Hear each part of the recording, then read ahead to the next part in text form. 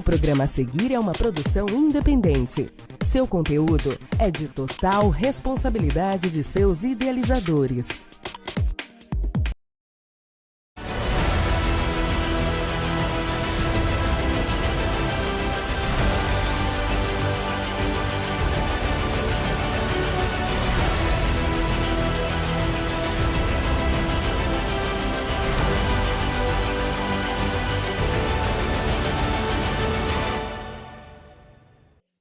Alô, meus irmãos! Estamos de novo juntinhos em mais um programa do Lar do Inácio. E hoje o nosso programa está recheado de coisas bacanas. Para você que nos assiste, essa mensagem de hoje é para você que está passando por uma crise. Pode ser crise emocional, crise financeira, crise conjugal, uma crise às vezes existencial. Em algum momento de nossas vidas, todos nós vamos atravessar um momento de crise. E o que é crise? Crise é o ápice de um problema, é um problema muito grande, que às vezes sai fora do seu padrão normal de viver, da sua situação, e você às vezes fica sem saber que caminho tomar. E é essa mensagem que nós vamos ver hoje, à luz da Bíblia Sagrada, de como vencer e como atravessar uma crise e sair vitorioso ou vitoriosa dela. Preparado? Vamos lá. A nossa história bíblica vai lá atrás, lá no Gênesis, e vamos encontrar com um personagem que ele é um dos heróis da fé, um patriarca da fé. Seu nome é Isaac, filho de Abraão e Sara, que é chamado filho da promessa. Mas aí já vem outra história. Isaac, em determinado momento da vida dele, ele passou por um grande problema, que era um problema, uma seca enorme que se deu na região que ele morava, e essa seca, é claro, estava matando os animais, né, os seus rebanhos, suas ovelhas, estava matando toda a produção que ele tinha nas suas plantações, e era segundo o texto bíblico, era uma seca ainda maior do que houve no tempo de Moisés. E entrou aquela região toda num estado de fome profunda. E é claro, esse é um grande problema. Quando você não tem o que comer, quando você não consegue plantar, os seus animais começam a morrer, você está diante de uma verdadeira crise, uma crise muito grave. Então repare, quais são as atitudes que Isaac tomou para vencer a crise? Primeiro de tudo, o texto bíblico nos fala que Deus falou ao coração dele, naquele momento, para ele sair daquela região. Mude-se, vá para outro lugar que eu vou te dizer. Por quê? Diante de uma crise, de uma grande adversidade, de um problema enorme, nós temos que mudar. Sim, não é só mudar de cidade, não, é mudar por dentro também. Se você tem uma crise familiar ou uma crise conjugal, você tem que mudar a sua atitude, o seu jeito de falar, você tem que ser mais cordial, mais manso, tem que tentar conquistar a pessoa amada, isso faz parte da mudança para você sair dessa crise. Outras vezes é necessário você mudar o seu padrão de vida quando você está com uma enorme crise financeira, devendo muito.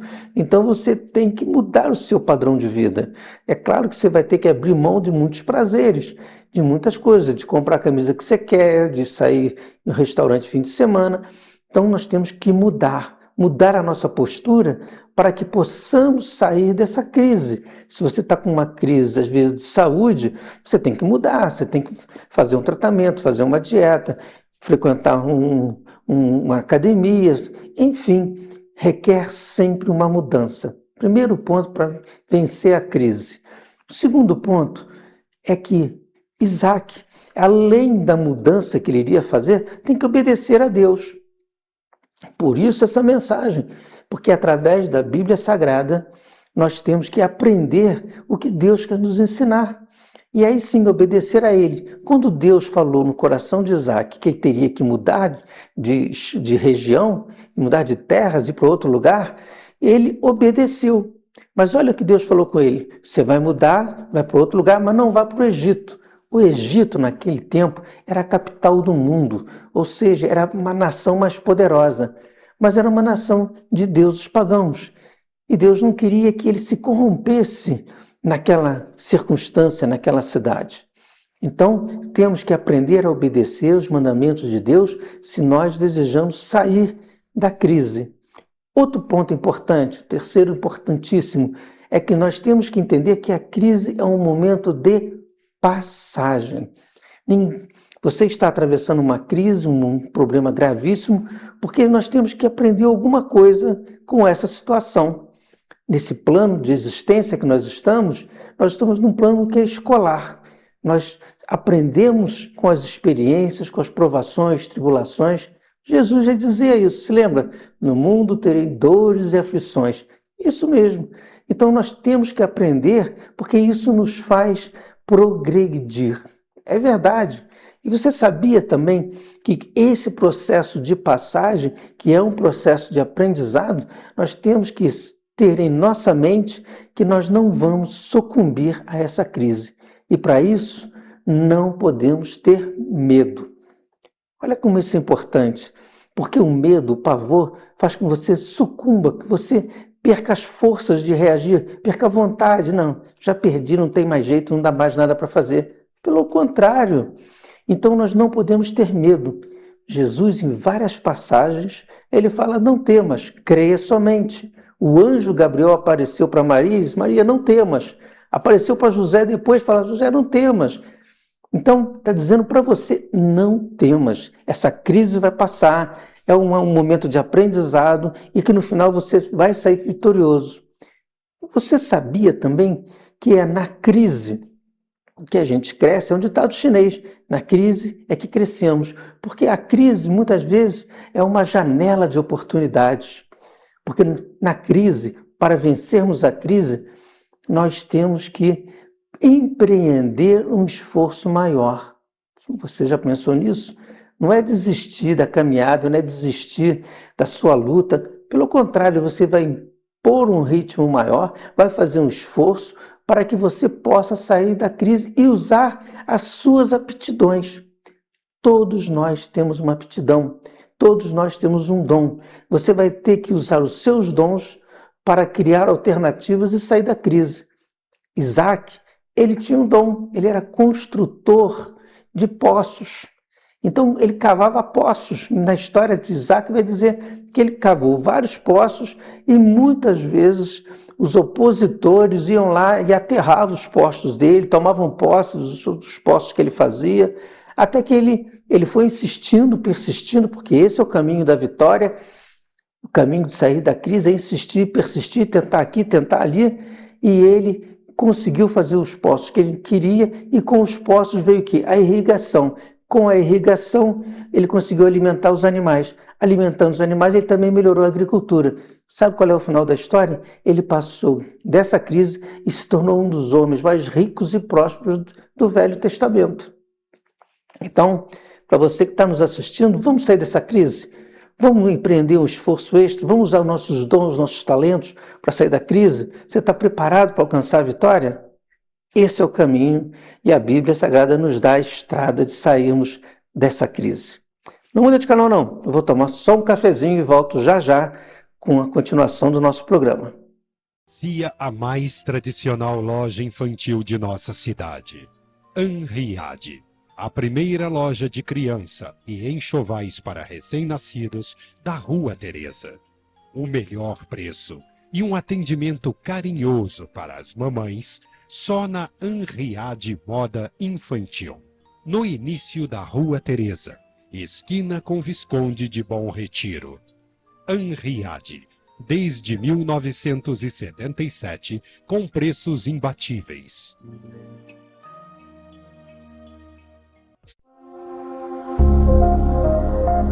Petrópolis respira história, mas o futuro do seu negócio acontece aqui. No coração da Rua Teresa, o Centro Empresarial Dias une tradição e modernidade. Uma infraestrutura completa, pensada para quem não tem tempo a perder. Escritórios prontos para receber advogados, contadores, agências e profissionais de saúde. E o grande diferencial, um polo audiovisual de ponta, onde a criatividade ganha forma.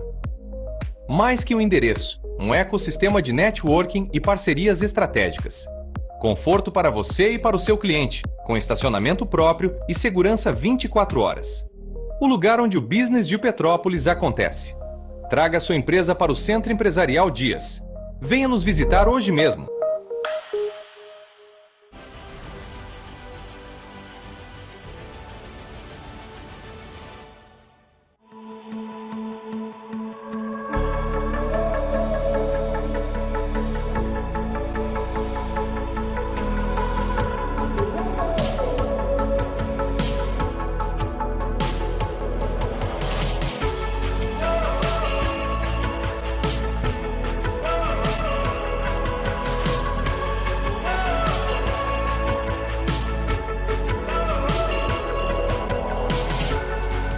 Oi pessoal, eu sou a doutora May e eu sou biomédica esteta.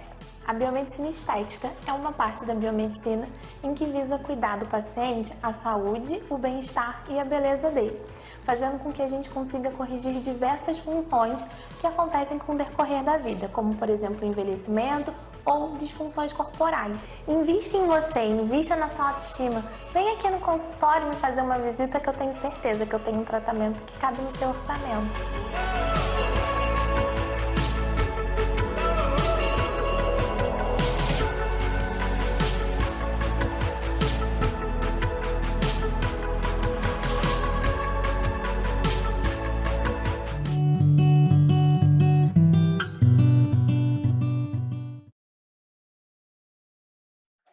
Bom, chegou aquele momento legal, prestação de contas para vocês que nos ajudam. E eu tenho um pedido especial para você que nos assiste. Contribua com um quilinho de alimento. Nós estamos atravessando uma fase muito difícil, muito delicada para conseguir manter o nosso trabalho assistencial. Por várias vezes nós estamos com a nossa equipe de voluntários em supermercados, em pontos de coleta. Então, se você puder, se você vê alguém com a camisa do Lar do Inácio e puder nos ajudar com um quilinho de alimento, você estará ajudando 100 famílias carentes. É um trabalho que é realizado com muito carinho, com muito amor, tentando ajudar aqueles mais necessitados. E aí você vai ver alguma das nossas imagens do nosso trabalho assistencial. São 100 cestas básicas todos os meses. E são cestas bem compostas, bem estruturadas, para que aquela família possa se manter ao longo dos 30 dias. Também procuramos naquele dia, distribuímos 200 pratos, 200 a 250 pratos de sopa, com um pãozinho, oferecemos um café da manhã aos nossos assistidos, que temos muitos idosos, então nós temos esse trabalho de dar um carinho, um atendimento, e é claro, nesse momento em que nós estamos ali solidariamente todos juntos, também compartilhamos momentos de alegria, né, com nossa coral, com a nossa banda, que entoamos hinos de louvor, porque não é só uma refeição, né, não é só estarmos trabalhando, ali é uma equipe toda procurando levar um momento de fraternidade ecumênica para todos os nossos assistidos. Então, a você que nos assiste, a você que tem um coração solidário, nós queremos agradecer muito e pedir, continue nos ajudando a manter essa obra viva nesse momento tão difícil que nós estamos passando. Obrigado a todos de coração, em nome das nossas famílias e dos nossos assistidos. E já, rapidinho, vamos para o outro bloco do nosso programa, em que eu vou procurar responder as suas dúvidas.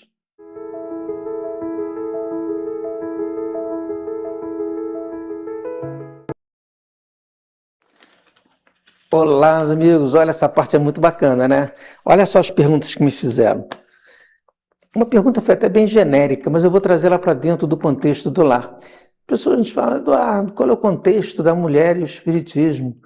O contexto é muito amplo, muito grande, e elas são muito importantes. Eu posso dizer que 90% da nossa equipe de voluntários no Lar do Inácio são mulheres, são as nossas guerreiras.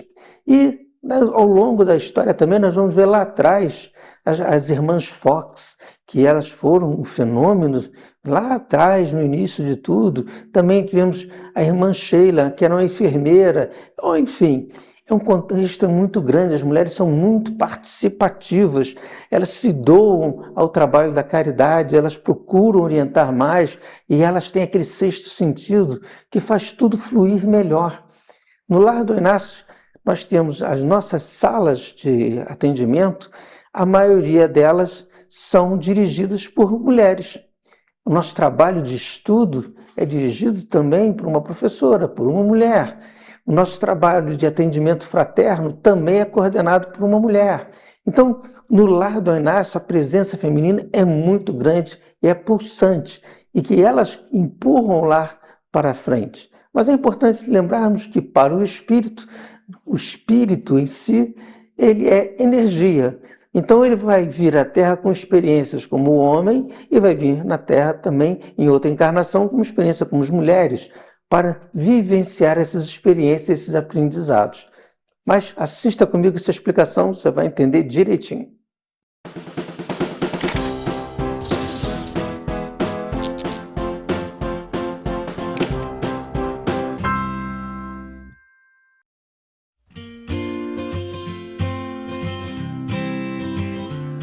Desde quando há espiritismo? Bom, espera um pouquinho. A comunicação entre os ditos mortos e os ditos vivos existe desde sempre, desde muito tempo, muito tempo, muito tempo. Lá para trás, antes de Cristo, antes de Sócrates, Platão, em todas as comunidades, em todas as aglomerações humanas no mundo todo, sempre houve essa interligação entre encarnados e desencarnados. De uma forma ou de outra, mas sempre houve. Mediunidade sempre houve. Então o espiritismo não foi criado agora recentemente. Mas o espiritismo como teoria, como filosofia, sim, esse foi codificado, a gente fala, foi escrito, foi organizado em uma série de preceitos há 150 anos mais ou menos. 1860 mais ou menos, Allan Kardec, um pedagogo francês, um professor francês, um estudioso, um cientista, esse cara foi olhando manifestações mediúnicas de toda parte e falou, gente, que história estranha, deixa eu tentar entender. E começou a estudar aqui, aqui e acolá, começou a juntar o que era comum e fez toda a filosofia espírita. Então o espiritismo existe desde 1860 de forma organizada. 1860, aqui no Brasil, era muito diferente. Você não tinha carro na rua, não tinha avião no céu, tá certo? Muito menos internet, celular, essas coisas todas. Nem televisão, nem nada disso. As relações eram outras, ainda existia escravatura, ainda se tinha escravos ou se era escravo no Brasil. E assim uma série de coisas diferentes ainda estavam. Então tente se colocar há 150 anos, como é que era a vida aqui no Brasil, por exemplo, né? E como é que era a vida da mulher nessa época? Você acha que era uma vida tranquila, sossegada, igualitária, ela tinha voz, ela podia votar, ela podia trabalhar, podia falar o que achava, podia estudar? Você acha que sim ou não? Não, claramente não. A mulher era relegada a um segundo, terceiro, quarto, quinto plano. Era um ser lá no canto. Para quê? Para procriar, para criar os filhos, cuidar da casa e ponto final, hein? Já está de bom tamanho. Só que nessa mesma época, há 150 anos, quando foi escrito o Livro dos Espíritos, o Evangelho segundo o Espiritismo, naquela época já, o Espiritismo falava o seguinte, coisa nenhuma, homem e mulheres são iguaizinhos, têm os mesmos direitos, os mesmos deveres, seguem o mesmo caminho. Até porque, já na visão espírita de 150 anos atrás, dizia o seguinte, o espírito não é homem, o espírito não é mulher, o espírito é espírito. O espírito não tem gênero definido, não tem sexo. Você encarna uma hora dentro do gênero feminino, você encarna uma hora dentro do gênero masculino, mas você é um espírito. Então não tem sentido essa diferença. Eu digo isso para a gente perceber que beleza que é a filosofia espírita, como ela é avançada.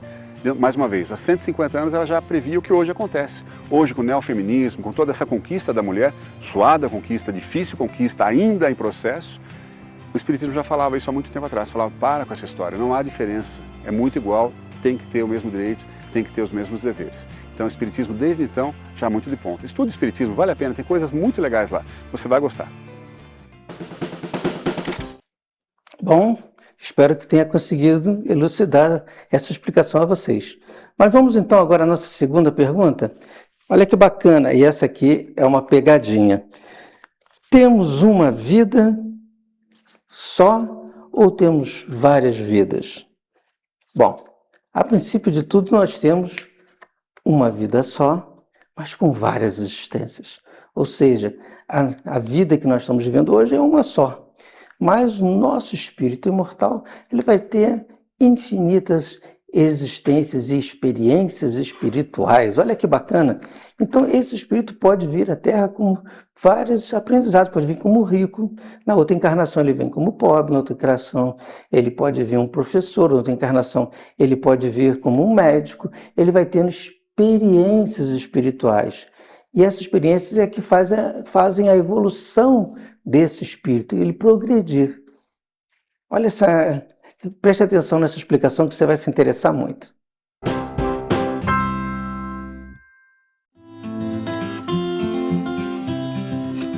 Pergunta pegadinha para você que é espírita. Nós temos uma vida ou várias vidas? Pegadinha, nós temos uma só vida. Várias encarnações. Você é um espírito, você foi criado num momento, Deus criou, pift. E a partir de lá, você foi evoluindo, sempre evoluindo, nunca evoluindo. Às vezes mais devagar, às vezes mais rápido, mas você tem uma única vida com várias passagens, várias experiências, várias sensações diferentes. Numa hora você nasce como homem, noutra hora como mulher, como homem, mulher, para experimentar a diferença entre a psique dos dois sexos.